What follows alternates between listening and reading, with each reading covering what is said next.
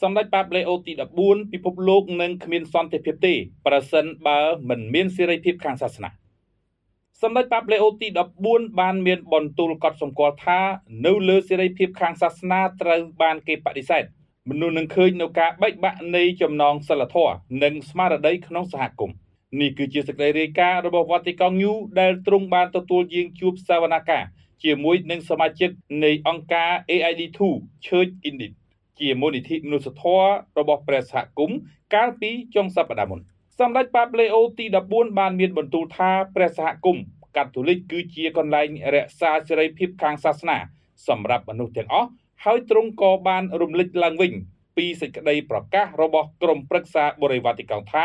សេរីភាពខាងសាសនាគឺជាសិទ្ធិដែលត្រូវតែទទួលស្គាល់ដោយគ្រប់ជាតិសាសន៍សម្ដេចប៉ាប់លេអូបានបង្ហាញនៅជំហរគាំទ្ររបស់ទ្រង់ដល់គ្រីស្ទបរិស័ទក្នុងស្រុកថាការអនុញ្ញាតឲ្យជនជាតិភាគតិចក្លាយជាអ្នកបង្កើតសន្តិភាពក្នុងប្រទេសរបស់ពួកគេដូច្នេះពួកគេអាចក្លាយជាសញ្ញានៃការរស់នៅនៃភាពសុខដុមរមនាក្នុងសង្គមនិងភេរភាពដោយបង្ហាញអ្នកជិតខាងរបស់ពួកគេថាពិភពលោកខុសគ្នាអាចធ្វើទៅបាន